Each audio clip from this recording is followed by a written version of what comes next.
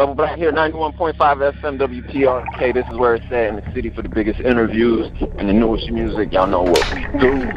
Right now on the line, I have son of a legend. He's a director, and he's a musician as well. Many of us grew up watching his dad on a legendary TV show based on the black experience in the housing project of Chicago. Good times. On the line, I have son of John Amos, Casey Amos. How's everything going, brother? Oh, very good, Cliff. Good to hear from you. Already, man. Definitely appreciate you taking the time to do this interview. Man, Good Times. Let's take it back to your pop's legacy. Good Times was such a big show in my life and a lot of people's lives. It gave people a bird's eye view into the community, what was going on in the black community at that time, the good times and the bad times. What do you remember from that, those days? Well, I was very young then. I would go to the set, and Michael would carry me around on his shoulders when I was about 4 years old. So I had, a pretty young perspective on it. But as growing up, mostly what I remember is wherever I go in the country, there young men would come up to me and pretty much acknowledge my father as being the one that raised them, or compare them to, their TV dad or whatever. They would come up to me and literally say, "Your dad was my dad," and that impacted me, and that still happens to this day. And it always reminds me of how important the show was to so many people. Not getting hassled. Not getting hustled. I remember watching that show when I was young.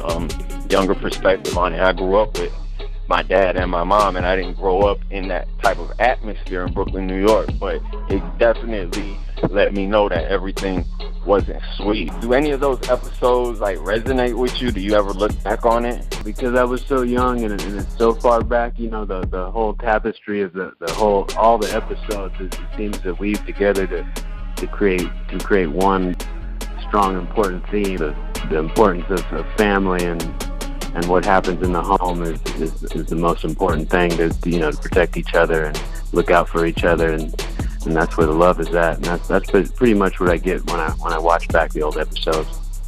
No doubt, man. So you grew up in LA? Yeah, I grew up right in the San Fernando Valley, right out of LA.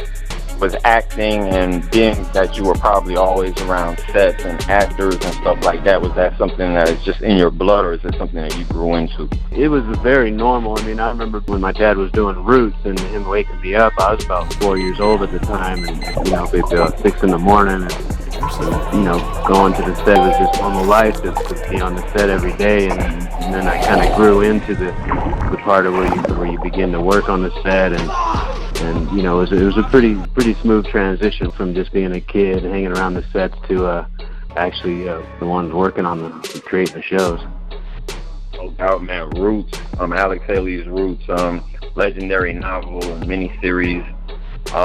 Wow, man, that lineage and stuff like that. Do you feel the pressure carrying that name and that legacy into the projects that you working on now? Well, it definitely makes me want to rise to the occasion and create the highest caliber of work that's possible. I'm fortunate enough to be able to work with my dad on some projects and run stuff by him, and get his insight into the dialogue and whatnot before we start. The working relationships definitely benefited the quality of my work. What are you looking for, mister? Oh, I'm just looking to see if anything was lost. We have Netflix now, and Hulu, and cable TV, and the internet, and there's so many different ways to get your product out as a minority filmmaker.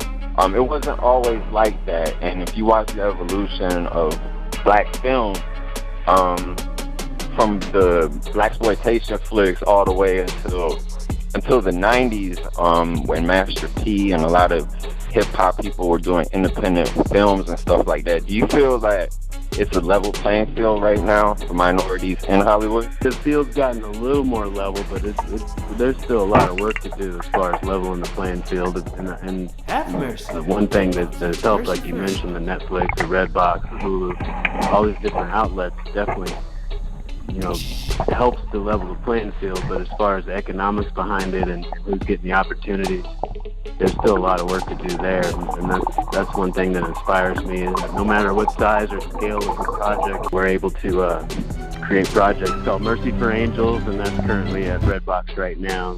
We're definitely encouraging everybody to to go out there and rent a copy. Each single copy tremendously at this point helps the independent film movement. No doubt, man. That's starring your dad, right? Yeah, we got my father in there. We have Emilio Rivera from Sons of Anarchy. We have Vita Guerra. Anybody that knows about Vita Guerra knows of her amazing talent. She's crossed over, and she recently did a new film, Chips, that'll be coming out in about a year. So she, this film has helped her progress amazingly well, and she's moving up the ladder in the talent arena. You'll see some familiar faces in there when you watch the film. It's gonna be that easy. Simon says you're dead. All right, so not to give too much away about the film, no teaser alerts right now. But what's the plot about? What's this movie about? Basically, what happens is a young girl runs away from home. She gets into it at home with her mom and decides to run away and look for her boyfriend. And while she's doing that, she gets kidnapped and caught up into a prostitution ring, and her mother's a police officer, and her mother has to go through all kind of stuff to try to get her out of this prostitution ring because there's dignitaries and politicians involved. He had my daughter. But I'm giving you a heads up. Keep your distance, brother. It shows some of the corruption and some of the things that are happening right underneath our noses in some of the big cities. It actually takes place right in Los Angeles. Take a little trip, Angel, okay? Wow, sounds like this is really epic. So that's Mercy of Angels, right? Mercy for Angels. Mercy for Angels. I'm gonna pick that up today, actually, so I can check it out.